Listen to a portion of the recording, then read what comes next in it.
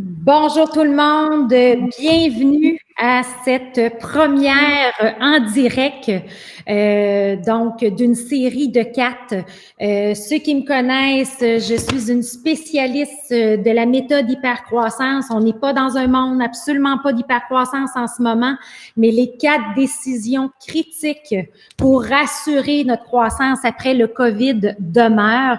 Donc, j'ai créé pour vous une série de 4 vidéos. Donc, 4 entrevues avec des gens extraordinaires, donc 4 décisions critiques, les individus, la stratégie, l'exécution et les liquidités avec 4 entrepreneurs.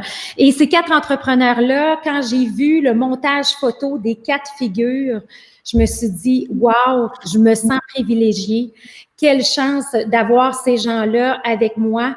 Et j'ai réalisé le dénominateur commun de ces 4 personnes-là, ben c'est vraiment des gens de cœur, des entrepreneurs de cœur qui ont à cœur l'humain, mais tout en ayant un désir de ultra performer.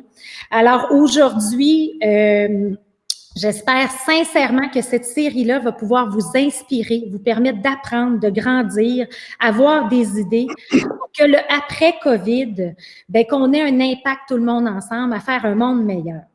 Autre point super important, je veux absolument que vous nous posiez vos questions.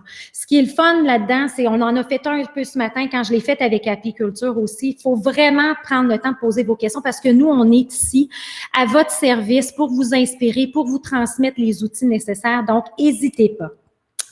Maintenant, passons aux choses sérieuses. Je suis tellement excitée d'avoir l'honneur de recevoir Martin Delarosville, qui est fondateur et fondateur de la recherche et de Apiculture. Il va pouvoir vous en donner un petit peu plus sur son parcours, mais je veux prendre le temps de parler un petit peu de sa bio pour que vous compreniez le personnage intéressant là, qu'on a la chance d'avoir avec nous dans la prochaine heure. Mais en fait, entrepreneur inspirant, vous allez le voir, inspiré d'un paquet d'affaires, ça c'est réellement Martin. Oui, Martin. Et quand on parle plus de 2 prix au Mercure, l'entreprise lauréate de l'année fait partie des entreprises Fortune 500 pour la plus grande croissance. Et il a vite compris que la culture était son dénominateur commun dans la mise en place de toute cette croissance-là. Il a fait un voyage en Scandinavie, il s'est rendu compte que où les gens étaient les plus heureux au monde et il s'est entouré d'un Dream Team pour mettre sur pied Apiculture qui va nous parler aussi aujourd'hui. Et l'idée, c'est de rassembler les entrepreneurs et gestionnaires pour déployer une culture de travail innovante afin de mettre l'humain au cœur de toutes nos décisions. Donc, ça va avec le sujet d'aujourd'hui qui est réellement de mobiliser nos équipes en temps de crise. Donc, je souhaite la bienvenue à Martin. Martin, bienvenue. Donc, Martin, j'aimerais vraiment que tu commences. J'ai fait une petite intro, je trouvais ça important d'amener quand même les éléments parce que tu es un entrepreneur à succès. Mais je veux que tu me racontes ton parcours, ton histoire. Qu'est-ce qui se passe dans la tête de Martin? D'où tu es parti, où tu es rendu aujourd'hui? Bien, rapidement, premièrement, je voudrais dire merci. Merci de me recevoir aujourd'hui. Je trouve ça le fun de pouvoir partager avec ta communauté, d'avoir un partage entre nos 2 communautés là-dessus. Oui, comme tu disais, je pense qu'on a un dénominateur commun qui est l'humain. Mais tu as raison, je l'ai appris vraiment plus tard que c'était ce dénominateur-là. Mais rapidement, je suis un soudeur de métier qui a parti sa première entreprise à l'âge de 22 ans. J'ai démarré 4 entreprises de suite et j'ai ma dernière entreprise qui s'appelle larecherche.ca, qui est une entreprise que j'ai encore en ce moment. On est distributeur de solutions d'impression en entreprise. Fait que rapidement, on s'occupe de 4200 clients corpo à travers le Québec. On est sur les marketplaces à travers le Canada.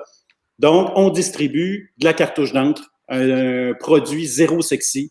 Fait que l'important de mobiliser ses employés quand on a un produit qui à la base n'est pas sexy, il faut partir dans l'idée que les jeunes aujourd'hui, la personne qui a 23 ans, elle aimerait travailler chez Google, chez Facebook. Fait que la recherche, on n'est pas là. T'sais. Ce qui veut dire que moi, je peux pas miser sur mon produit. Il faut que je mise sur autre chose. Fait que moi, j'ai décidé de miser sur la culture.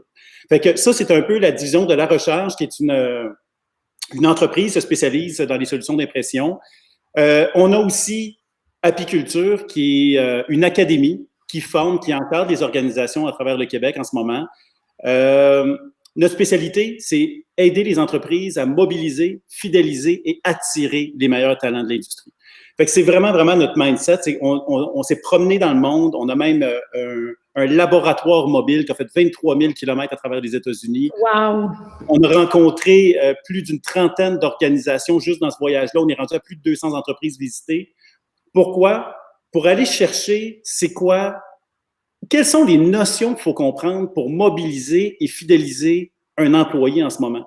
Puis ce qui est intéressant, c'est que dans ce voyage-là, ce que ça nous a appris, c'est pas les affaires chères. Les affaires chères dans ces organisations-là ne fonctionnent pas, mais tout est dans une question de mindset et de rituels qui étaient mis en place. Puis nous, on s'est arrêté sur c'est quoi ces meilleurs rituels-là et de transmettre l'information accessible à des entreprises canadiennes. Donc, c'est la mission d'Apiculture, c'est d'encadrer et d'accompagner les entreprises au Canada là-dedans. Wow! Puis là, on sait qu'il y a une réalité qui est arrivée, qui est le fameux COVID. Alors, ça a été quoi l'impact du COVID sur tes deux entreprises? Écoute, Apiculture, on est dans l'événementiel. Fait que je peux te dire que Apiculture n'existe plus. Il y a un bouton pause qui est apparu. C'est plate parce que Apiculture était sur une lancée absolument incroyable. Comme je disais tout le temps à ma gang, là, la balle, je l'avais dans le parking. On l'avait, notre balle, dans le parking. Par contre, avec ce qui est arrivé, évidemment, ben, tout a stoppé. On va parler un peu plus tard du mindset. Le mindset est le même, mais si on parle de chiffre d'affaires, Apiculture, c'est la catastrophe. La recharge, ben, j'ai plusieurs divisions, ce qui m'a protégé. J'ai une division de détail, fait qu'évidemment, tous les magasins de détail sont fermés en ce moment. Par contre, Dieu merci, j'avais investi dans les dernières années sans trop savoir, puis pour être honnête, sans trop y croire sur le positionnement web, sur les marketplaces Amazon. On n'est pas trop bon. On a mis des produits là-dessus. Mais aujourd'hui, ce qu'on vit, c'est une croissance, ça l'a dupliqué par 10, par 15, par SKU sur ces plateformes-là qui en ce moment. Donc, ça me protège en ce moment. Fait que donc, on vit une décroissance d'un côté, mais il y a certaines zones de l'entreprise qui vont mieux. Autrement dit, la recherche est moins impactée, mais Apiculture, tout est arrêté. Mais là, on a un beau commentaire de Pierre-Luc, ton fidèle complice, qui dit « On existe en ligne ». Exactement. Fait que dans le fond, fait qu'au niveau, fait que là, on a vécu, il y a le avant, il y a le après, et puis, et là, je veux le faire le contexte par rapport à la culture. Tu sais, quelqu'un qui n'avait pas de culture, maintenant, c'est quoi l'impact? Fait que peux-tu peut-être un petit peu nous parler de dire, quand on parle de culture, on parle de quoi? C'est quoi exactement quand on parle? C'est quoi la définition d'une culture? Écoute, super bonne question. On a essayé de vulgariser ça, mettre ça clair. Écoute, on peut dire que, bien dit, là, une culture, c'est la ligne du haut. C'est des attitudes et des pratiques partagées par tous, ceux qui, autrement dit, c'est des attitudes et des pratiques partagées par tous qui influencent votre entreprise. OK, ça, là, c'est la façon de bien dire les choses. Mais la vraie façon de le dire, là, c'est comment vos équipes se comportent quand la direction n'est pas là. C'est vraiment un ADN. Comment notre équipe se comporte quand ils sont chapeautés par la direction ou ils sont regardés ou observés, c'est pas ça un ADN de business. Autrement dit, c'est que nous, on n'est pas là pendant des mois, comme là, présentement, nos employés qui travaillent chacun de chez soi, qui n'ont pas une supervision directe, comment ils se comportent, comment ils gardent le focus sur la mission de l'organisation, c'est ça, la culture de notre organisation. Non, tellement. Puis y a-t-il des choses qui te viennent en tête? As-tu des exemples concrets par rapport à ça? Oui. Écoute, je vais commencer par te parler de la recharge. Je suis vraiment privilégié. Je suis un gars qui tripe vraiment sur ma gang. J'ai vraiment misé beaucoup dans les dernières années sur créer une culture, un ADN, une famille qui travaille ensemble, alignée sur une mission. En ce moment, évidemment, écoute, de mes 25 employés, il en reste que 3 ou 4 qui sont en fonction en ce moment. Mais c'est vraiment intéressant. J'ai des employés qui ont décidé de travailler bénévolement pour supporter leurs collègues. J'ai un employé hier parce qu'évidemment, on a décidé, comment je peux dire, j'ai comme condamné l'idée du chiffre d'affaires. En ce moment, je protège le profit. OK? J'ai décidé de miser, de tasser ce qui était non performant et de mettre mes œufs là où étaient les plus grandes marges de profit chez nous. Fait que ce qui fait que, évidemment, ben, on a décidé de miser puis de mettre de l'énergie dans ces zones-là. Mais juste pour vous donner une idée, j'ai un employé qui m'a texté ce matin à 9 h pour me dire qu'il allait se coucher. Il a travaillé toute la nuit pour rentrer 180 nouveaux SKUs sur Amazon. J'ai jamais demandé, mais il comprend présentement l'entreprise, elle est focusée là-dessus. Et vraiment, cette espèce de famille-là qui se mobilise pour combattre une crise qu'on ne pouvait pas voir venir, ben là, je le vois vraiment. Je vois vraiment que les investissements que j'ai faits pour créer cette famille unie-là, qui est la gang de la recharge, ben aujourd'hui, cette gang-là me protège. Puis ça, c'est vraiment, vraiment intéressant. Écoute, en ce moment, j'aime ça. Les high five qu'on se donne en ce moment, même si on est à 2 mètres, là, un high five psychologique. Mais l'idée, c'est qu'en ce moment, le niveau de fierté des succès qu'on réalise, c'est à la puissance 1000. Avoir rentré ces SKU-là il y a deux mois, bien, ça aurait été un tout doux parmi tant d'autres, puis on aurait dit merci, puis on passe à un autre projet. Mais là, en ce moment, ce que je réalise, c'est que la famille qui s'accroche pour faire que l'entreprise... Tu sais, ce matin, j'étais justement sur un live Facebook avec le réseau des femmes, puis il y avait des questions justement dans l'audience qui disaient, tu sais, mais qu'est-ce que je fais pour mobiliser ce monde-là? Tu sais, les autres, là, il y en a qui sont offerts bénévolement, mais qu'est-ce que tu fais pour mobiliser les autres? Tu sais, il y a tout ce stress-là des gens qui retournent à la maison. Fait que dans un contexte de culture, comment tu le vois, ça? Écoute, ce qui est important, tantôt, on va en reparler, je vais vous montrer un outil qu'on utilise, mais il y a des rituels dans une organisation qui existent, qui sont là et qui protègent cette culture-là. Et nous, les rituels, c'est extrêmement important. Donc, ce qu'on a fait, c'est qu'on a ciblé certains rituels qui font partie de l'ADN de la recharge et qu'on continue de faire vivre sur une forme différente, évidemment, parce que les gens sont chez eux, mais je veux les garder connectés à notre organisation. Ça, c'est vraiment important. Fait que l'idée, c'est que, je vous donne un exemple, on a un employé qui est déménagé dans une autre ville, puis on voulait célébrer son départ. On va quand même faire cette soirée-là avec son équipe. On va tous être en Facebook Live, tout le monde, ou avec une autre technologie, peut-être Zoom aussi. Mais l'idée, c'est qu'on va quand même prendre notre verre de vin avec cette personne-là qui a déménagé pour la supporter. Parce que chez nous, si on aurait été en personne, c'est sûr qu'on aurait célébré ça. C'est une grande étape pour cette personne-là. Mais l'idée, c'est qu'on va s'adapter, mais on va conserver nos rituels. Et ça, c'est vraiment important parce que souvent, le mode un petit peu panique de nous en tant qu'entrepreneurs, là, écoute, ça nous a frappé comme un train, cette affaire-là. On ne l'a pas vu. Oui. Ce qui est important, puis d'ailleurs, Cléo, ça fait partie d'un de tes 5 C du leadership. Il faut rester calme et sensé. Puis l'idée, c'est qu'il ne faut pas oublier que cette crise-là, elle est temporaire. OK? Il y a un avant-COVID, il y a un après-COVID.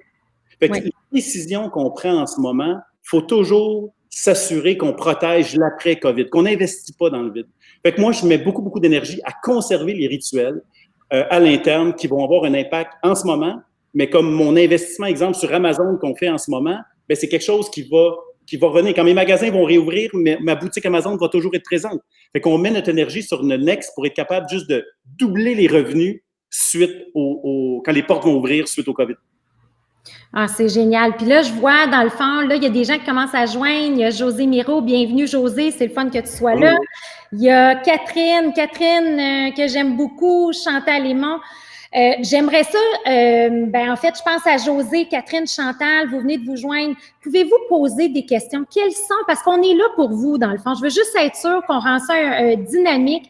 Quelles sont vos questions par rapport à la mobilisation de vos employés actuellement que Martin et moi, on pourrait répondre parce qu'on pourrait parler des heures et des heures, mais je veux juste être sûre qu'on scope bien le projet, qu'on scope bien le sujet en fonction des étapes, des importances, en fait, reliées aux besoins de notre communauté. Mais ceci dit, en attendant vos questions, moi, je peux dire de mon côté que ce que je vois, c'est les gens qui n'avaient pas de culture avant, puis qui tombent dans une zone, puis je ne sais pas si tu observes la même chose que moi, mais ça ne va pas bien présentement. Honnêtement, là, moi aussi, dans mon entourage, des personnes extraordinaires, des entrepreneurs extraordinaires, ils étaient seuls avant le COVID, puis là, ils sont vraiment seuls. Puis ça, l'idée, c'est qu'il faut apprendre de ça, ce qu'on apprend. Honnêtement, il y a un mindset de société qui change. Souvent, on parle de mindset d'entreprise, mindset d'entrepreneur, mais là, on parle d'un mindset mondial de société. Puis ça, là, en ce moment, on a 2 choix, soit qu'on est vraiment victime ou on apprend de ça. Puis définitivement, je le vois, le bienfait des entreprises qui ont une culture forte, à quel point que c'est de la famille s'unit, puis même, ils prennent de l'avance sur leur compétition. Parce que ça aussi, chez nous, ça fait partie du mindset. Oui. Beaucoup d'entreprises, nos concurrents directs, vont mettre le frein à main là, au fond. OK, là, ils arrêtent tout. Mais nous autres, on fait le contraire. Que ce soit de la recharge ou que ce soit d'apiculture, on met la pédale au fond. Il faut que quand les portes ouvrent, on est le premier en avant. Ça, c'est vraiment, vraiment important. Fait que c'est pour ça que l'idée, c'est qu'on veut que la famille soit là, on prend de l'avance, on continue notre focus. On avait une mission d'organisation avant, on a une mission après. Fait qu'il ne faut pas prendre de retard. Fait que l'idée, évidemment, on le fait différemment, on devient beaucoup plus lean dans notre façon de travailler. Ça, c'est drôle. On a eu une entrevue avec Mobux, Marco Bérubé de Mobux ce matin. Écoute, c'est la même chose que nous. Le focus, il faut que nos entreprises, on devient lean. Il faut qu'on aligne nos gens, il faut faire more with less. Ça, c'est vraiment important. Mais pour réussir à faire ça, il faut avoir une équipe mobilisée.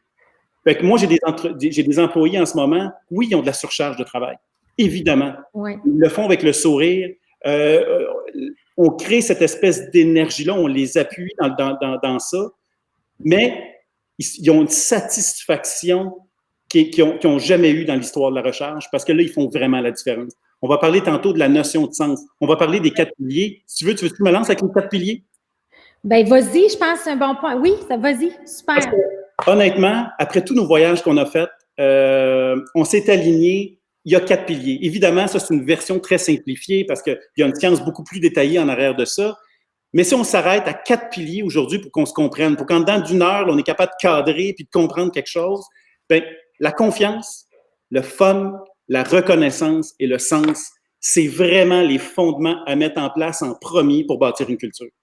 Puis ça, je peux vous le dire, quand je vois des entreprises qui ont des rituels, qui ont des pratiques dans leur organisation, qui touchent un ou plusieurs de ces fondements-là, ils scorent, c'est incroyable. Fait que, il faut aussi s'adapter à l'arrivée des nouvelles générations. Les milléniaux, exemple, qui vivent dans nos organisations, un milléniaux mobilisé, c'est absolument incroyable, ça peut changer le monde. Mais par contre, il faut travailler différemment avec eux. C'est pas un syndicat, c'est pas d'avoir une assurance dentaire qui va fidéliser un milléniaux. Il n'y en a rien à foutre. Mais par contre, d'avoir de la flexibilité, puis que oui, on va l'appuyer dans son voyage au Costa Rica dans un an, ça, il va se donner 1000 fois plus qu'un autre employé. Son mois, il va l'absorber, mais il veut de la liberté. Fait que la notion de confiance, de fun, de reconnaissance, de sens, c'est vraiment, vraiment important. Puis même, j'ai ciblé, Cléo, parce qu'on a tellement vu d'organisations, je vais te parler un peu de la recherche, mais je vais te parler aussi d'autres entrepreneurs incroyables qui ont vraiment maîtrisé des pratiques simples que tout le monde qui nous écoute aujourd'hui peut mettre en place, mais qui ont vraiment de l'impact. Tu sais, mettons qu'on prend la confiance. Chez nous, à la recharge, toutes les prises de décision en bas de 2500 $ sont préapprouvées. Avant, c'était moi qui prenais toutes les décisions, puis évidemment, bien, les budgets, bon, quand il y avait un logiciel à rentrer à 950 $, bien, ils venaient me voir, puis c'était moi qui prenais la décision. Ça fait 2 ans que c'est préautorisé. Ça veut dire que l'employé qui travaille dans un département, s'il juge que ce logiciel-là va faciliter son travail, c'est préautorisé, il l'achète. Ce que ça a eu comme impact, c'est que moi, là, quand je prenais une décision, souvent, c'était dans ma voiture en 2 meetings parce que l'employé me rappelait 3 fois pour me dire « Martin, oublie-moi pas avec telle affaire ». Là, quand on demande à un employé d'acheter un logiciel, il va virer le monde à l'envers pour s'assurer que le 950 $ qu'il fait investir à la recharge, c'est un bon investissement. Puis le 3/4 du temps, il va me rappeler pour dire « Martin, oublie ça, 950, j'ai trouvé quelque chose à 700 $ qui va faire le travail ».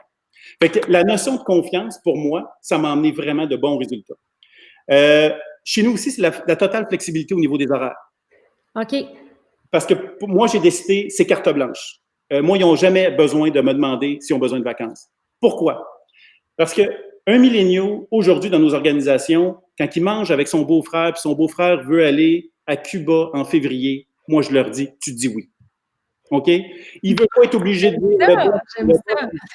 il est de bonne humeur aujourd'hui, d'aller demander un milléniaux, ça déteste ça. Il veut sa liberté. Moi, c'est pas de problème. Mais par contre, il y a un petit paragraphe en dessous qui est la responsabilisation. Si tu veux aller à Cuba en février, pas de problème, tu es préapprouvé, mais je ne veux pas m'en rendre compte. Prends les mesures avant et après, je ne veux pas m'en rendre compte, je ne veux jamais que tu impactes ton équipe parce que toi, tu vas en vacances. Mais par contre, si tu le fais les choses comme il faut, on va tout aller à Cuba avec toi, partage tes photos sur le site de la recharge, on va être content pour toi. Exact.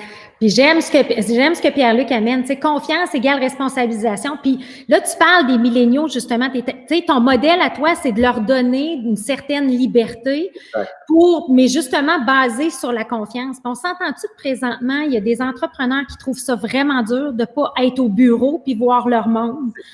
L'adaptation. Fait que toi, comment tu as bâti cette confiance-là puis cette responsabilisation-là? Moi, c'est pas compliqué. Ça a été 2 étapes. Parce que là, je sais qu'il y a des gens qui m'écoutent qui font ça de bon sens, je pourrais pas faire ça. Puis honnêtement, il faut pas qu'ils le font tout de suite. OK? On est d'accord. Par contre, ça a été un processus. Moi, j'ai décidé rapidement, j'ai eu à un moment donné des nouveaux actionnaires dans mon organisation. Ça a été des années difficiles chez nous. Parce que pourquoi? Ma culture, honnêtement, je ne savais pas ça. Je ne savais pas que c'était ça, mon morceau de robot magique. Mais c'est quand tu perds ce morceau de robot-là que tu fais, maudit, c'était ça la recette de mon succès. Mais comment tu t'en es rendu compte qu'il te manquait ce morceau de robot-là? J'ai tellement perdu. Je peux te dire qu'en l'espace de 16 mois, j'ai perdu la moitié de mes employés qui ont été remplacés dans mon organisation. Sur 35 employés, j'ai eu 15 départs en 16 mois. Des amis, des gens que j'avais une amitié. Puis tu sais, dans une organisation, je ne suis pas une grosse organisation, moi, là, on parle d'entre 25 et 35 employés. Fait que c'est une famille. Je le sais tout de suite dans les yeux de mes employés quand le feeling est bon, quand la vibe est bonne, puis quand ça s'éteint, je le vois tout de suite. J'ai vu mon organisation s'éteindre au complet. Mais pourquoi? Parce que tu es un bon humain, là, tu sais. Moi, je trouve ça génial, là. Plus j'apprends à te connaître, plus j'ai envie de te parler, puis on se chatte à tous les jours. Puis, tu sais, je veux dire, Martin, puis tu as dit, comme tu dis, c'est une famille, là, tu sais. Fait que, qu'est-ce qui est arrivé? C'est ça, j'ai de la misère à comprendre. Je vais en parler toute l'après-midi. Mais je vais essayer de te mettre ça en 3 minutes, OK? L'idée, c'est que moi, j'ai bâti La Rochelle. Moi, c'est un soudeur qui se lance en affaires, qui écoute, on apprend tout le monde ensemble, on crée une famille, on bâtit quelque chose, on a du succès. C'était le fun. Mais à un moment donné, quand j'ai eu des nouveaux actionnaires qui sont arrivés, honnêtement, on avait un focus 100% chiffre d'affaires performance. On a fait 3 acquisitions en l'espace de 12 ou 13 mois sur le territoire. Je voulais contrôler le marché entre Belleuil et Trois-Rivières. Puis, honnêtement, je n'ai pas regardé, j'ai seulement focusé sur l'impact financier de mon organisation, mais j'ai oublié l'impact d'amener des nouveaux humains dans mon organisation. Puis à cette heure, je peux te dire, Cléo, c'est ce que je regarde en premier. OK?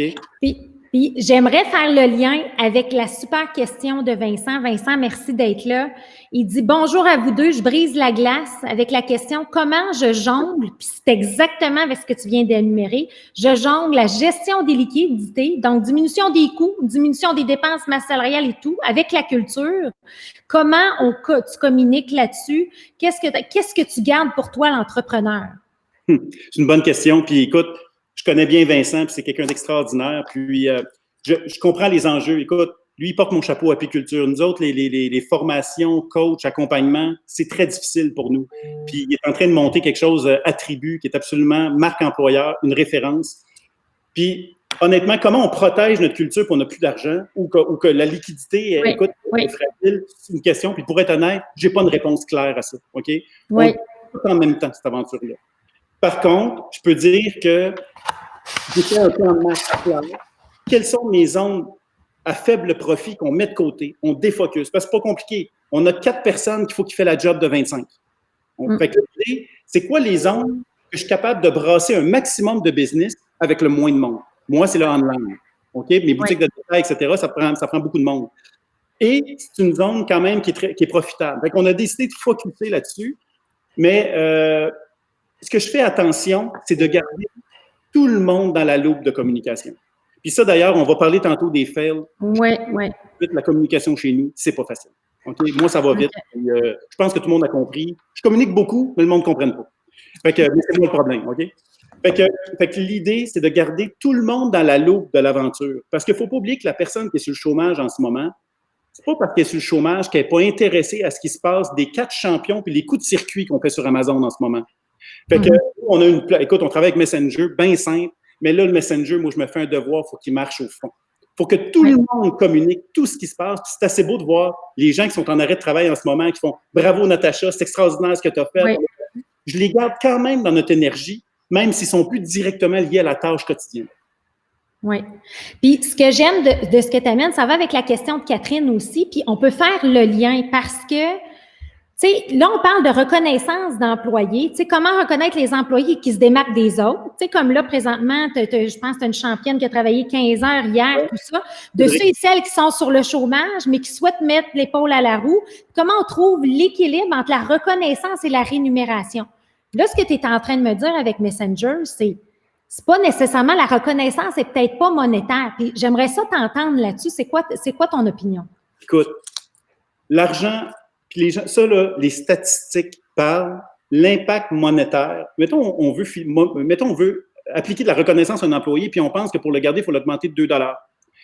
Les statistiques nord-américains chez Gallup confirment que ça a un impact psychologique de 3 semaines. Fait que c'est pas financier, l'impact. Il veut juste être part of the mission.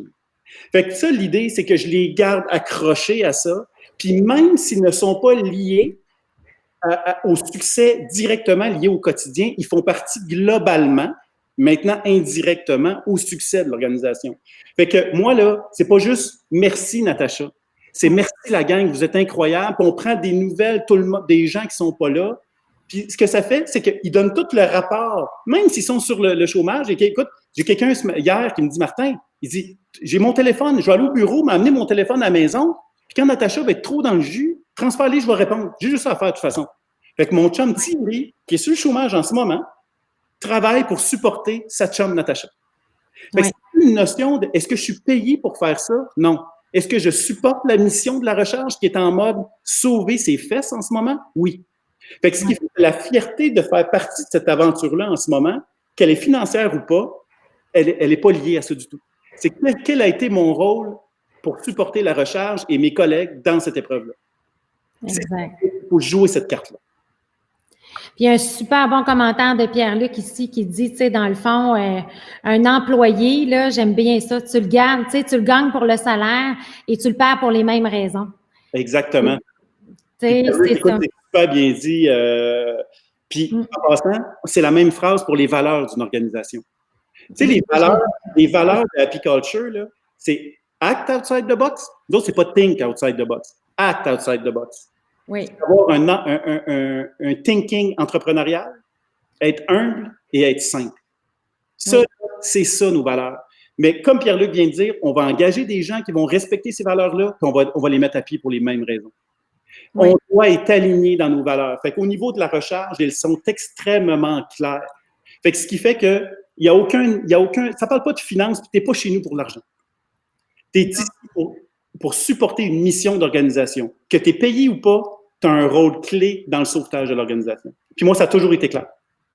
Puis ça revient un petit peu avec ton intro tantôt. Tu as parlé des millénials, puis tu dis les millénials, ils doivent sentir, tu sais, on le sait très bien, là, c'est le sentiment d'appartenance, là, tu sais, faire partie d'une mission et tout. Mais la question de Vincent est bonne, tu sais, pourquoi les humains pensent très souvent au dollar en premier? Mais je veux juste préciser, Vincent, l'humain, là, c'est souvent l'entrepreneur et pas l'employé. Là, on a le réflexe. On pense que l'employé, quand il nous dit qu'il pense aller ailleurs, puis là, l'excuse qu'il va nous dire, c'est « il m'offre 2 $ de plus ». C'est normal. Mais je vais vous donner un exemple concret pour ça. OK? Et là, je m'excuse, j'ai l'impression qu'on brasse notre amie Sophie. En passant, je voudrais remercier Sophie pour son beau travail en arrière. Oui, tellement, c'est sûr. Écoute, Sophie, là, ça va être la slide de Natacha. Je ne sais pas si je respecte l'ordre, je ne pense pas, là, mais en tout cas, la slide de Natacha. Elle va nous faire ça. OK. C'est parfaitement aligné avec ce que Vincent nous dit aujourd'hui. Cet employé-là, Natacha, c'est comme ma sœur dans cette entreprise-là. On a vécu les hauts et les bas. Écoute, elle a passé des soirées au bureau pour qu'on développe des plans de match. Et elle est extraordinaire. Elle est avec moi depuis des années. À un moment donné, Natacha, moi qui me dis à tout le monde que j'ai une culture absolument extraordinaire à tout le monde depuis 2 ans. Là, 6 mois, elle m'annonce qu'elle veut démissionner. Oh. Quand un employé, il veut te rencontrer le vendredi à 3 heures, c'est pas pour te parler de sa fin de semaine. Là. OK? Ouais. Natacha, elle vient me voir. Je le sentais depuis 2 semaines quand je vous parlais qu'on connaît les yeux de nos employés. Là. Je sentais qu'il y avait de quoi, mais c'était familial. De quoi? Non, c'était moi le problème. Natacha me rencontre. Elle dit, Martin, elle dit, je sais pas, j'ai fait des tests pour travailler à l'hôpital. Je pense que c'était 4 $ de l'heure de plus. Puis elle dit, je pensais pas avoir la job. Il y a 2 semaines, ils m'ont offert le poste. Elle dit, ça fait 2 semaines, j'ai ça en tête. Puis elle dit, je pense que je vais l'accepter. Et j'ai dit à Natacha, tu pars pas pour le 4 $ de l'heure. Tu pars parce que depuis que je pars à Apiculture, je suis beaucoup moins présent dans la recherche, puis j'ai oublié de travailler des projets, puis j'ai oublié de travailler ton sens au travail, ton feeling de succès, les grands projets qu'on a fait ensemble. Pourquoi? Parce que moi, là, elle fait partie des meubles, Natacha. Elle est bonne dans tout ce qu'elle fait. Fait que moi, je m'occupe pas d'elle, je m'occupe de l'autre qui a le problème. C'est ça qu'on fait. Oui. Mais Natacha, c'est là qu'elle m'a sorti une phrase qui, écoute, j'en parle, j'ai des frissons. C'est là qu'elle m'a dit, Martin, elle dit, à la recherche, comme dans mes pantoufles, mais j'ai quand même besoin de porter des talons hauts de temps en temps. J'aime ça, wow! Fait que, Dieu merci, j'avais une bouteille de vin cette journée-là au bureau. On a pris du vin ensemble, on a pleuré, on a fait. Le lendemain, je refusais son travail de 4 $ de plus, puis elle est encore avec moi aujourd'hui. Mais c'est un devoir de donner des talons hauts. L'esprit de mission. Fait que c'est pas les 4 $ qui y allait. Moi, avoir arrêté la question-là, j'aurais dit à toute une chambre pour me soulager, me sentir bien, j'aurais dit qu'elle est partie parce qu'il va faire 4 $ puis je ne veux pas l'accoter. Mais c'était pas ça. Elle avait besoin d'un projet, d'une mission, se sentir importante, game changer. Yeah. C'est ça, puis c'est un peu ce que je vois partout. C'est sûr que, mais tu es d'accord avec moi, tu sais, pour revenir au dollar, là, tu peux pas, faut quand même que ton offre salariale soit dans le marché. Exact. Dans le sens que, oui. La fourchette de prix. Faut que tu sois dans la fourchette de prix. Tu sais, tu n'as pas le choix, là. Tu sais, tu peux pas dire, je vais avoir une bonne culture, mais mes gens sont payés au salaire minimum, ils vont tous être heureux. On a besoin de bien vivre, on a besoin. Fait qu'il y a cet élément-là qui est important.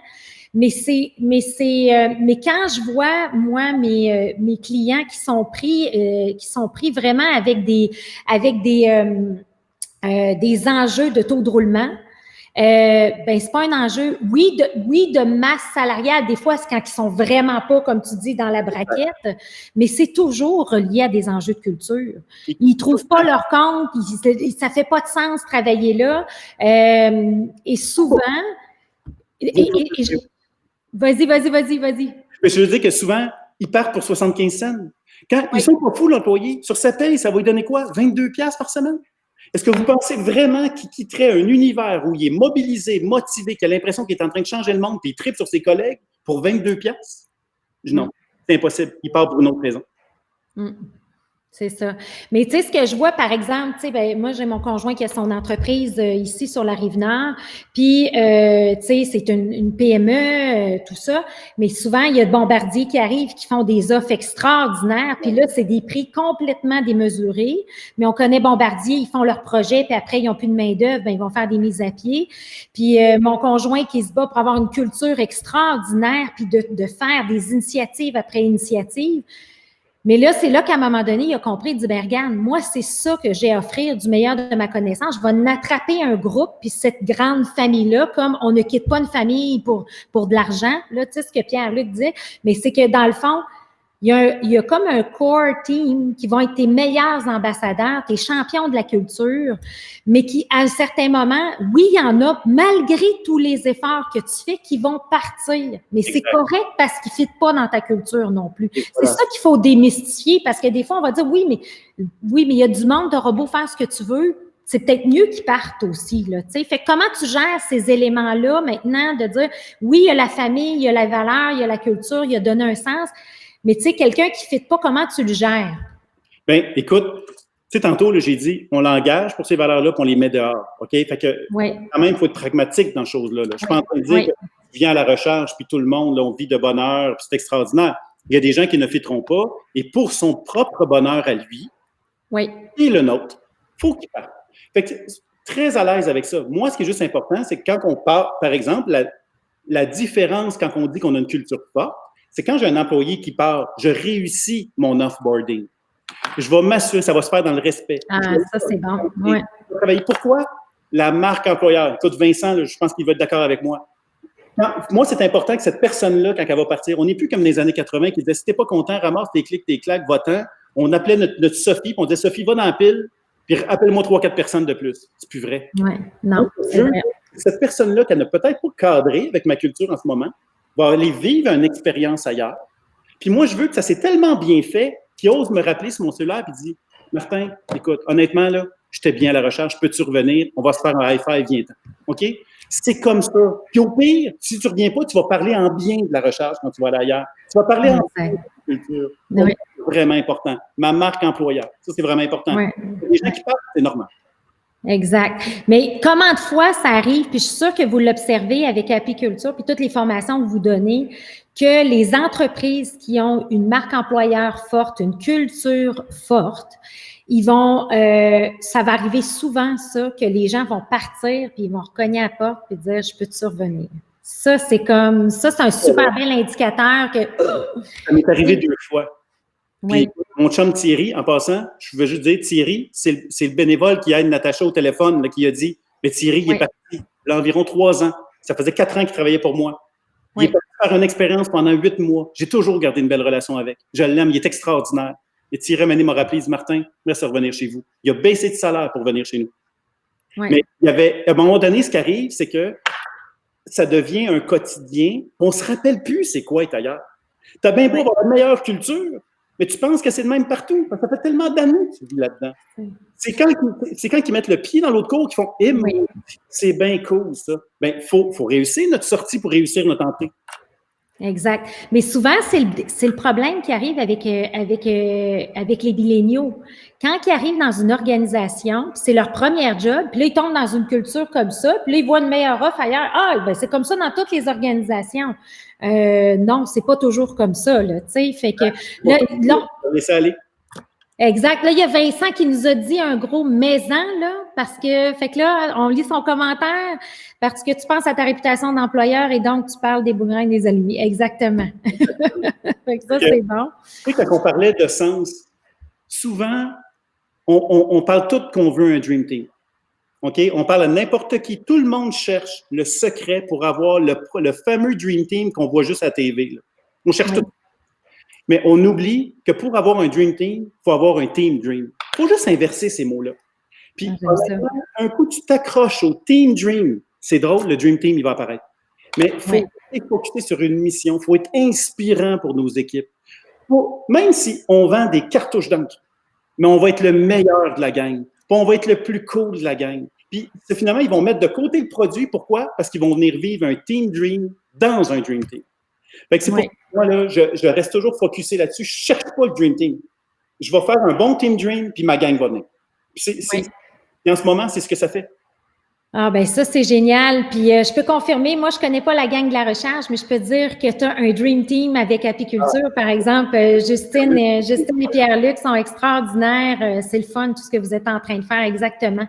Puis moi, là, par exemple, il y a quelque chose qui m'a beaucoup impressionnée. La première fois qu'on a été manger ensemble, Martin, tu m'as parlé de, tu sais, ta vision des choses, c'était de t'entourer des gens plus forts que toi. J'aimerais ça que tu me parles un peu de ce concept-là, puis de comment tu vois ça, comment tu l'appliques toujours dans le contexte de mobiliser les employés. Je pense que c'est très pertinent. Écoute, je m'arrange, je travaille au quotidien à être le moins bon dans tout ce que je bâtis. OK? Ça donne que c'est plus facile que d'essayer d'être le meilleur. Essayer d'être le moins bon, ça va bien. Oui, ben, je suis pas prête à dire ça. Je suis sûre qu'en tout cas, oui. On comprend ce que... OK. Oui.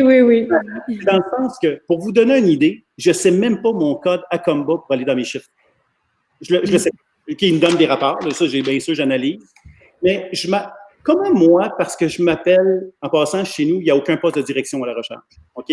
C'est tous des champions en quelque chose. Champion à l'expédition, champion aux ventes, champion au service à la clientèle. Puis moi, je suis porteur de ballon pour une équipe de champions. Ça, c'est mon titre. Mais l'idée, c'est que pourquoi moi, je serai le boss quand je m'en vais faire de l'expédition, puis j'ai jamais shippé une maudite cartouche en 13 ans? J'ai quelqu'un qui est là, qui s'appelle Julie, elle est extraordinaire.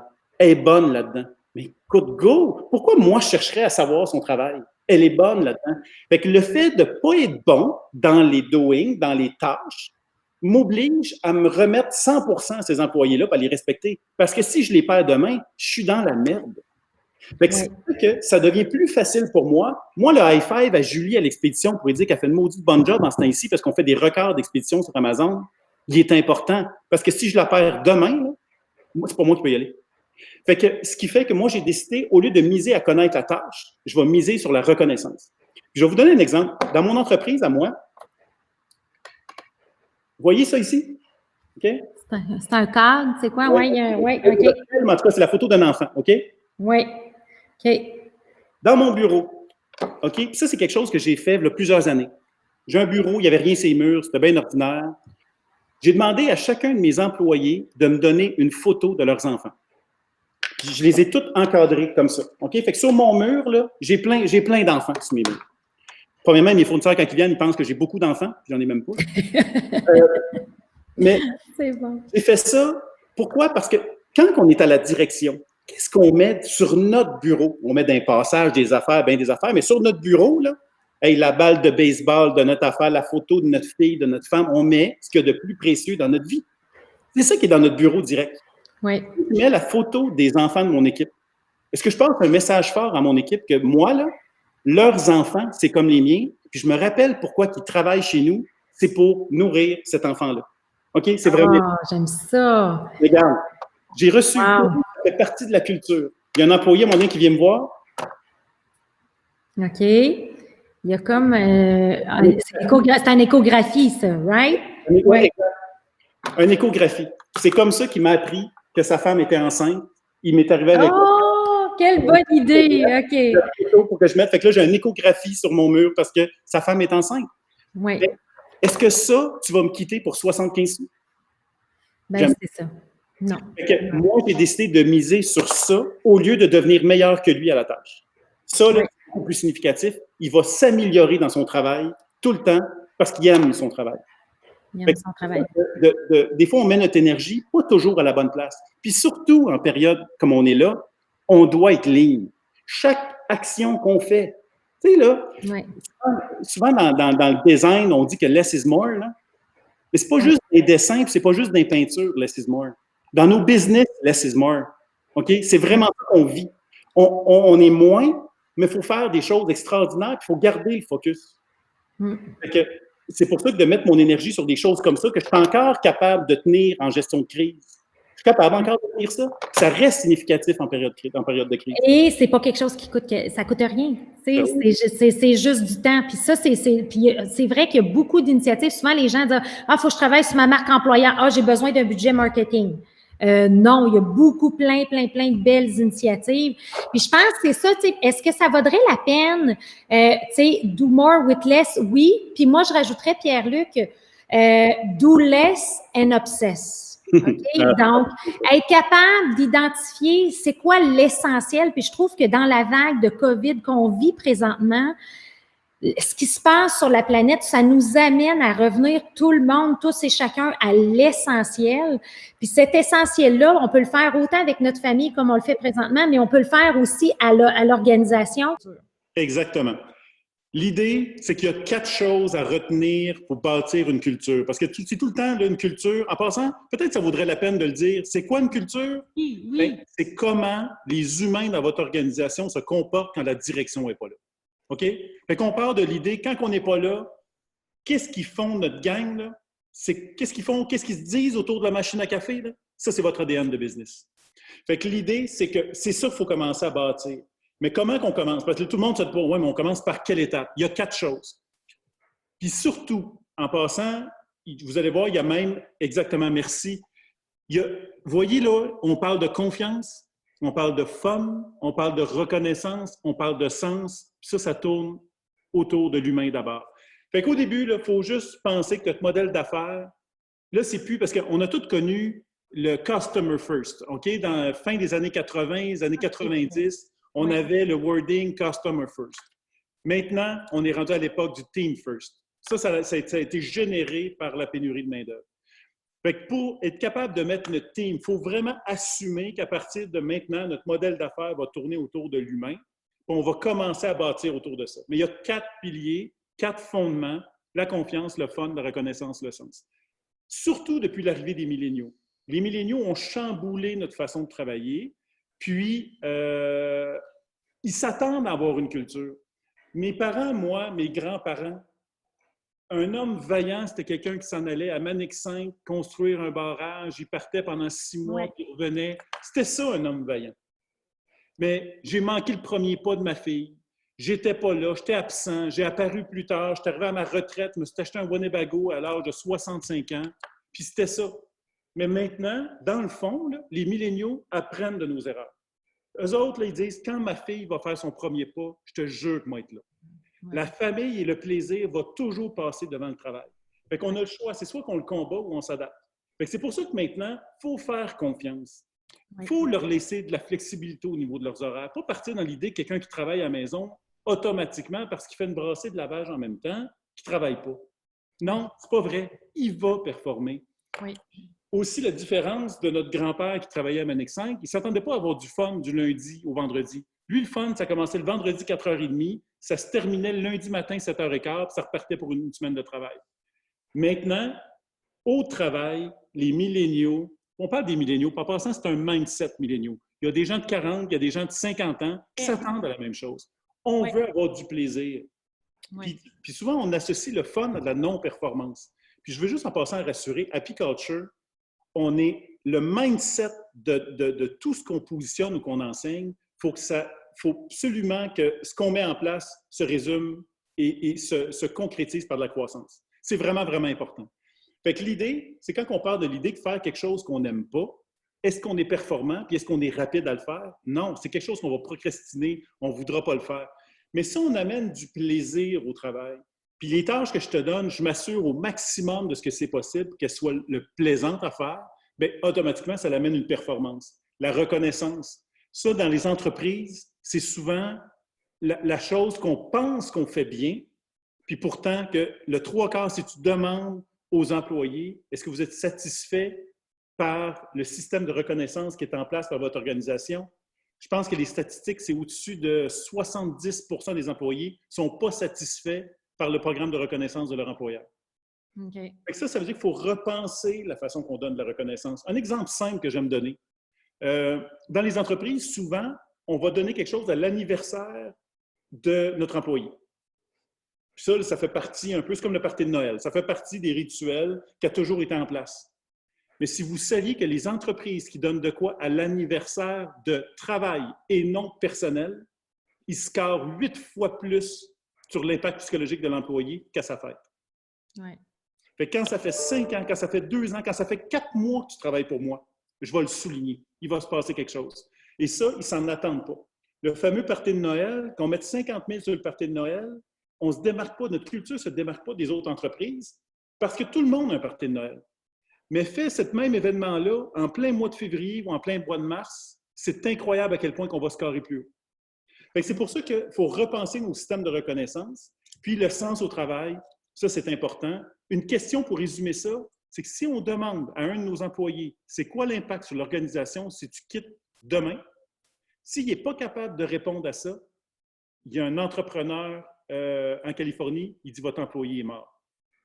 Ouais. C'est vraiment important qu'ils comprennent l'impact qu'il y a dans la mission de l'organisation. S'il y a l'impression que son poste qui existe ou qui n'existe pas, ça ne change pas grand-chose dans l'organisation, c'est ça un employé qui part pour 75 sous ailleurs. L'idée, c'est qu'il faut travailler sur le pourquoi. Qu'est-ce que tu changes, qu'est-ce que tu impactes, puis c'est quoi ton rôle clé dans la mission de mon organisation. C'est vraiment 4 piliers qu'il ne faut jamais oublier. Puis j'aime ton lien. Tu sais, plus tôt dans notre Facebook Live, on parlait beaucoup que la confiance égale la responsabilisation, mais la responsabilisation dans le sens. Puis moi, souvent, quand je vais être en coaching, je parle le sens en termes de sens de l'organisation, donner un sens à ce qu'il fait, mais sens dans son rôle au sein de l'organisation et les deux, il y a un fit. Fait que ça, c'est super important. Puis dans les termes de reconnaissance, juste dire une bonne pratique que nous, on fait beaucoup, là, quand je travaille avec les organisations, puis tellement simple, c'est quand quelqu'un se démarque, puis on avait la question plutôt de Catherine Léveillé qui dit « Oui, mais qu'est-ce que je fais pour reconnaître quelqu'un? » Aujourd'hui, de prendre une carte écrite à la main, avec un remerciement puis un mot, puis de l'envoyer à la maison, puis cette personne-là qui a donné des heures et des heures et des heures, mais tu sais que c'est un amateur de golf, puis que tu lui donnes, puis qu'il va aller jouer avec sa femme au golf, puis les deux, c'est des tripeux de golf, puis qu'il y a une carte écrite à la main par l'ensemble de l'équipe de direction, puis que tu lui mets un certificat cadeau adapté à lui, puis qu'il la rouvre, cette carte-là, devant sa femme, bien, la femme va dire « Hey, regarde, quand il va avoir un chasseur de tête qui va l'appeler, il va dire « Regarde, ben non, cette compagnie-là est bonne pour toi. » Fait qu'il y a même aussi une façon de penser, de reconnaître nos gens, mais de ne pas oublier, comme tu expliquais tantôt avec la photo de famille, l'extension de tous ces gens-là, Puis des fois, c'est super simple. Puis cette carte-là, ben, au lieu de la recevoir au bureau, il la met sur la cheminée ou il la met à quelque part sur son bureau et il s'en rappelle et la famille s'en rappelle. Fait que, tu sais, moi, je trouve tellement ça intéressant, tous tes points-là. Puis l'élément de fun, on s'entend-tu, Martin, que c'est ce qu'on est en train d'oublier avec le COVID. On est tellement en situation d'urgence. Exact. Créer un peu de fun, là. Faut pas... Tu sais, regarde, on s'est planté aujourd'hui. Oui, premier Facebook Live, on s'est planté, mais on peut-tu avoir du fun pareil? Puis on peut-tu passer l'essentiel du message avec ce lien-là? On va arriver à nos fins pareil. Puis j'ai la même perception avec le COVID. On va tout passer au travers, c'est sûr. Mais on peut-tu passer à travers ça avec un mindset? Puis j'aime ces points-là. Ça fait tellement... Puis l'humain d'abord. Je pense que ça résume tout, là, tu sais. Exactement. Puis tu sais, je parlais tantôt de reconnaissance. Écoute, je dis je parle au nom de mon équipe, évidemment. On a remarqué dans le monde que les pratiques ou les rituels qui ont un maximum d'impact sont souvent des rituels qui n'est même pas donné directement à l'employé. On a vu des entreprises. Moi, la recherche d'ailleurs, je fais ça. Si tu donnes quelque chose à ton enfant, à ta femme, à ton mari, parce que tu le sais, toi, dans tes fiches employés, que son petit gars, il joue au hockey, que ça donne... Bon, l'impact. Imaginez, c'est pas compliqué. Un peu comme on parlait pour les gens qui ont écouté l'édition complète, les cadres des enfants dans mon bureau. Ce qui est le plus important dans leur vie, c'est leur enfant. Fait que si moi, je te donne quelque chose qui va rendre heureux ton enfant, oui, la puissance sur l'impact sur toi est fois 1000 que si je t'aurais donné 2 billets à toi pour faire quelque chose. Exact. Fait qu'ils appellent ça la reconnaissance indirecte. Fait que c'est pour ça que quand on parle qu'il y a une science pour réussir l'impact de sa culture, c'est par des choses comme ça. Tout le monde va attaquer l'employé, vont lui donner, exemple, de l'argent. La pire erreur qu'on peut faire, Cléo, c'est donner un cadeau en argent. Tellement, hein? Oui. Oui. Parce que, honnêtement, je vais vous donner un exemple. À la recharge, écoute, on a eu une année record l'année passée. J'ai reçu ma gang, puis bon, on a fait quelque chose ensemble. On est allé à Sutton, puis on avait un beau moment. À un moment, il regarde par les fenêtres, puis il voit un hélicoptère atterrir dans le stationnement. Puis là, tout le monde fait « Oh boy, il y a un big shot qui arrive, il y a quelqu'un qui arrive en hélicoptère. » Mais je dis « Non, gang, on va sortir dehors. C'est pour vous autres, l'hélicoptère. On s'en va tous en hélicoptère. » On a eu des tours d'hélicoptère pour tout le monde. Wow! Wow! OK? Wow. Mais là, vite comme ça a dû coûter cher. Sais-tu combien ça a coûté par personne? 125. Ouais, mais si je leur ai donné 125 $ à tout le monde cette journée-là, 8 heures après, ils l'avaient oublié. Est-ce qu'ils parlent encore de leur aide d'hélicoptère, par exemple? Oui. Fait que quand on dit qu'il faut être intelligent dans nos programmes de reconnaissance, oui, fait que même si j'aurais donné 500 $, 1000 $, j'aurais jamais eu l'impact que ce 125 $-là a eu. Pourquoi? Parce qu'on a eu une expérience en famille. On a tous été les faire de l'hélicoptère. C'était ma première ride en hélicoptère. J'étais le premier à triper. Puis on en parle encore. Mais dans le fond, ce que tu résumes, c'est, oui, on a les 4 fondements, mais quand on parle de culture, marque employeur égale expérience. Exactement. Tellement. Tu sais, c'est quoi l'expérience que je veux lui donner? Puis là, si je me mets dans mobiliser mes employés en temps de crise, c'est quoi l'expérience que je veux leur faire vivre? Je veux-tu pas leur donner de nouvelles puis rester chez vous? Je veux pas leur parler ou je prends le temps de vraiment connecter avec eux, de leur faire vivre des expériences virtuelles? Ben oui, tout est possible. Tu sais, fait que c'est ce mindset-là qu'il faut se mettre, effectivement. Fait que ça, j'aime vraiment ça. Puis là, on arrive à l'élément le plus important, c'est si on veut outiller nos entrepreneurs à définir un peu ces rituels-là, est-ce que tu as quelque chose à nous recommander?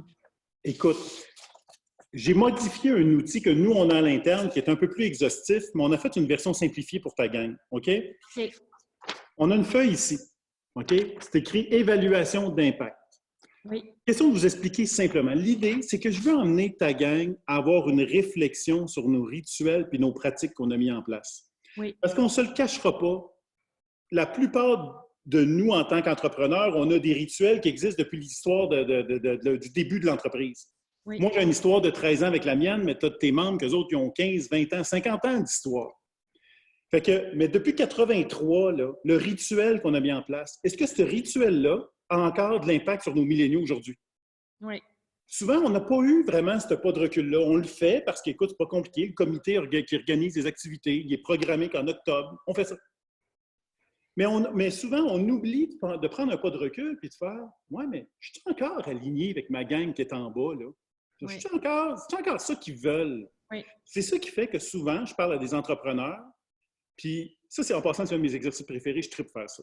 Oui. Mais c'est que souvent, je fais juste lui poser la question, puis là, il réalise oui, c'est vrai, on le fait parce qu'on l'a toujours fait, mais c'est pour ça qu'il me semble que je mets beaucoup d'argent pour faire craquer ma gang, puis il me semble que plus que j'en mets, moins que ça marche. C'est pas compliqué. Ils sont juste dus pour rafraîchir le rituel. Oui. Fait que c'est pour ça que cet outil-là, OK, qu'on a modifié pour vous autres, l'idée, là, écoute, c'est pas scientifique, là. On écrit notre rituel ici. OK? Ben, je sais pas, à chaque année... Les rituels, party de cabane à sucre, de golf, game de baseball, whatever, peu importe. OK. Exactement ça. OK? On l'écrit là. Ici, fondement touché. N'oubliez pas, le but, il faut absolument que ça touche un de ces 4 fondements-là, au minimum. Fait que si ça ne touche pas le fun, ça ne touche pas vraiment la reconnaissance, ça ne touche pas vraiment le sens puis la confiance, je vous dis tout de suite, votre pratique, elle ne sert absolument à rien. OK. L'idée, la pratique qu'il faut mettre en place, il faut qu'elle touche un maximum de ça. Si vous en avez un, que vous touchez les 4, gardez-la, c'est la balle dans le parking. OK? Après ça, on se tasse. Investissement. Est-ce que ça me coûte rien? Ça me coûte-tu moyennement cher ou ça me coûte les yeux de la tête? Fait que si j'en touche juste un ici, puis ça me coûte les yeux de la tête, bien, il faut déjà se remettre un peu en question. Ça va être tabarouette pour l'impact que je vais avoir. Après ça, le niveau de difficulté, c'est-tu compliqué à mettre en place? Ça me coûte les yeux de la tête. J'ai un comité de 3 personnes qui travaillent 2 mois et demi pour organiser mon party de Noël, qui coûte 125 000. Puis il me semble que tout le monde, à toutes les fois que le monde sort de mon party de Noël, tout le monde chiale. Ouais. Bon, mais c'est peut-être qu'on a oublié, on a défocusé ici. Ah, l'idée, c'est pas compliqué, Cléo. Il faut qu'on trouve une pratique qui coûte le moins cher, oui, le plus facile à mettre en place, qu'un maximum d'impact sur la mobilisation de nos équipes. Ça, c'est intelligent. Ça, c'est intelligent.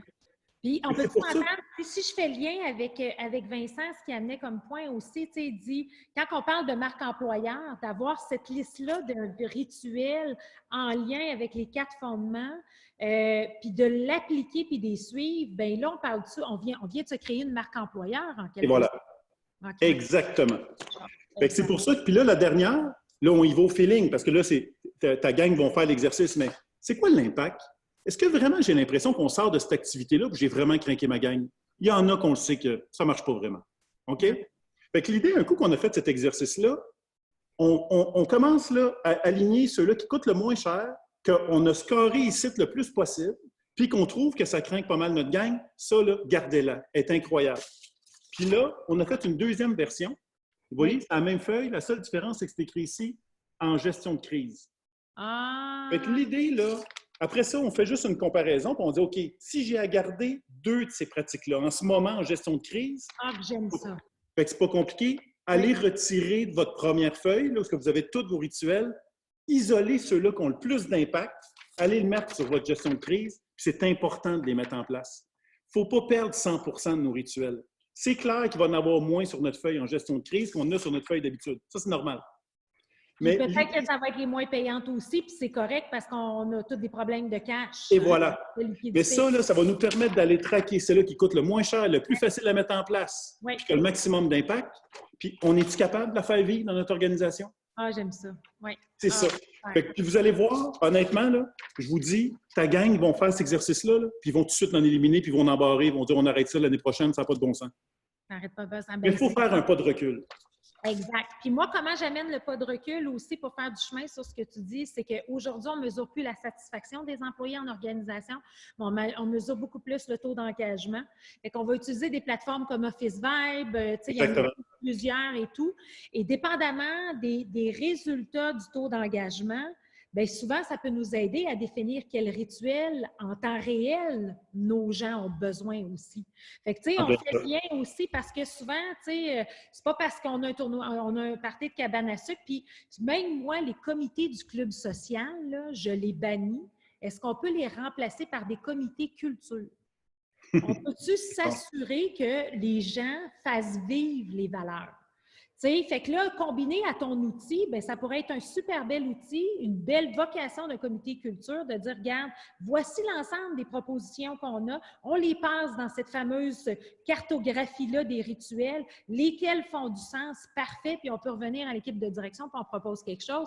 Fait que, tu sais, tout s'embrique, mais tout ça pour dire que ça prend tout son sens, hein? Puis ça peut être super le fun, puis c'est pas quelque chose de compliqué qui coûte cher. Puis les plus belles cultures, puis ça, la première fois qu'on s'est vu, tu m'as dit ça, avec toutes les visites que tu as faites, puis tes 23 000 kilomètres, tout ça, les plus belles cultures que tu as vues, c'est pas celles qui investissaient le plus d'argent, hein?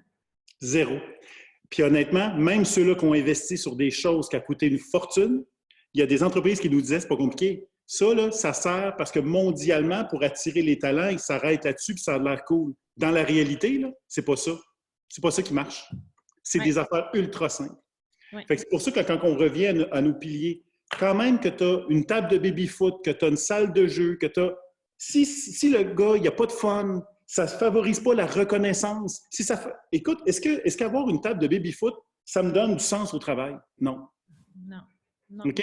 Mais travaille avec lui, par exemple, pour que lui, là, il a l'impression qu'à partir de lundi prochain, ça va être un game changer dans ton organisation. Il va juste travailler trois fois plus fort. Il va faire sa tâche. Il ne sera pas en train de jouer au baby-foot. Puis il va avoir plus d'impact psychologique sur ta mobilisation. Il va t'aimer encore plus. Yes. Ah, j'aime ça. Super. Fait que ça nous donne un super bel outil et exact. La façon dont on va le faire, c'est qu'on va mettre le lien, en fait, dans les commentaires du live qui a été interrompu subitement. Mais je voulais terminer, en fait, notre entrevue avec une rafale. Tu sais, je suis dans un 4 Facebook Live, mais je voulais avoir 4 questions en rafale pour toi, pour qu'on se rappelle de Martin, l'homme extraordinaire que tu es. Puis je voulais que tu répondes à ces questions-là. Fait que ma première question, c'est quelle est ta raison d'être à toi, puis pourquoi tu fais ce que tu fais? Écoute, moi, je pense que je résumerais ça par impact. À mon échelle, OK, je le dis quand même en toute humilité, mais dans le sens que peu importe dans quelle industrie que je suis, je veux être le meilleur puis je veux avoir de l'impact. Quand je parle d'impact, c'est pas juste de l'impact financier. Là.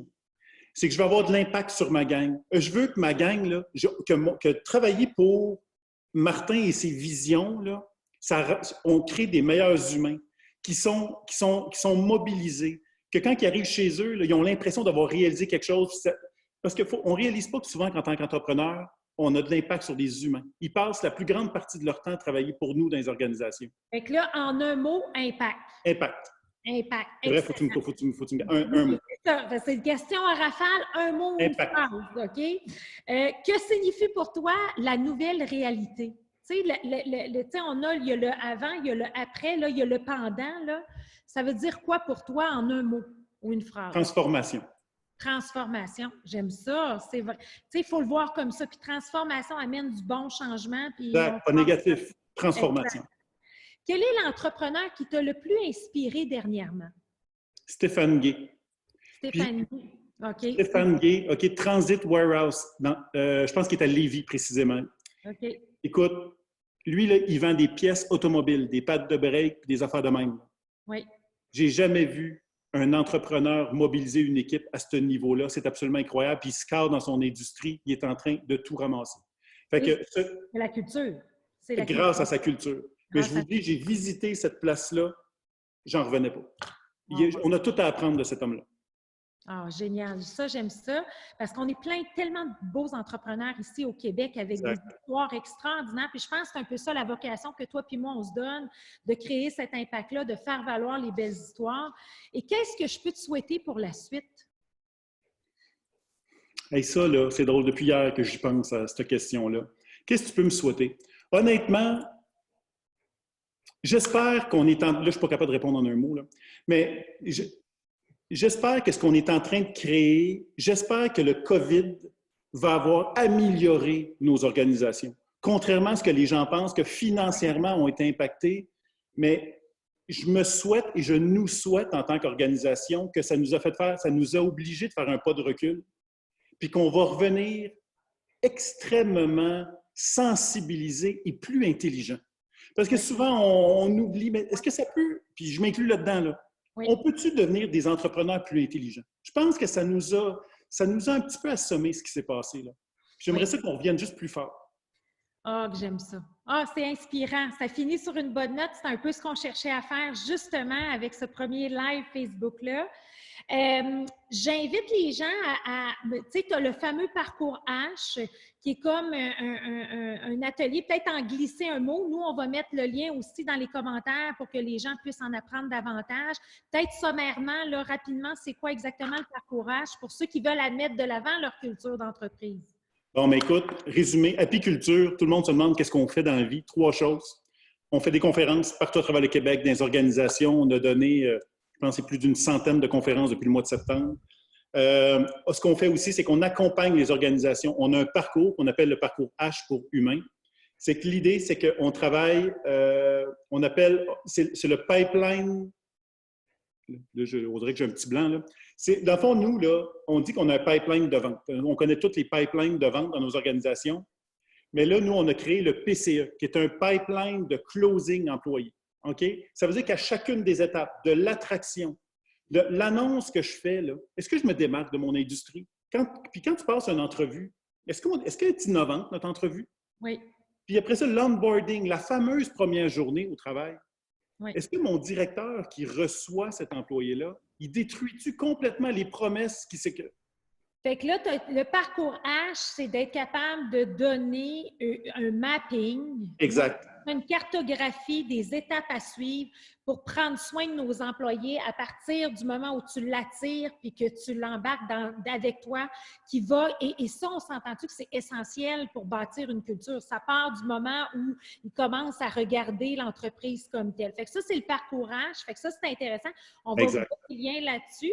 Et je vous invite à mon prochain Facebook Live qui va avoir lieu mardi prochain, le 7 avril à 9h30.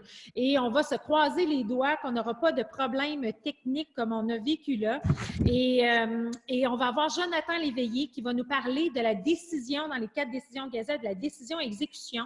Donc, le titre, c'est vraiment d'être capable d'avoir une exécution sans faille et d'avoir les bons outils. Jonathan est un homme extraordinaire en termes de tout ce qui est amélioration de processus. Puis si l'application n'existe pas, il va même la développer. Donc, il va avoir beaucoup à nous apprendre là-dessus. Ça va être le fun de l'avoir. Et je tiens à remercier mes collègues Sophie et Sonia. Pas de souci, on a le droit tous à l'erreur, incluant moi. On va essayer de trouver ce problème technique-là. Merci, gang. Ben oui, puis on va trouver la façon. Donc, c'est un rendez-vous et merci infiniment, Martin. C'est un plaisir qu'on se côtoie de plus en plus parce que pour moi, c'est beau le apiculture, on peut viser la culture, mais la culture n'empêche pas l'hypercroissance. Mais même, je dirais, je mettrais plus que ça, c'est pas ça l'empêche pas, ça favorise la croissance. Une bonne culture, c'est parce que ça fait égale croissance. Si on rend juste heureux nos employés et qu'on n'a pas d'impact sur la croissance, notre culture n'est pas bonne. Tout à fait. Et l'ensemble des entrepreneurs qui s'en viennent dans les Facebook Live, ce sont tous des gens de cœur, très humains comme toi, mais qui en même temps sont ultra performants. Ils veulent ce qu'il y a de mieux pour leurs employés, pour leur organisation. Fait que j'aime ça, je trouve ça important de le mentionner parce que souvent les gens vont dire, ben non, ça ne marche pas, mais oui, les deux vont ensemble. Fait que d'où notre collaboration aussi s'y est. Exact. Ben, merci beaucoup. Fait que ce n'est qu'un rendez-vous pour une prochaine fois, puis à bientôt. Merci tout le monde.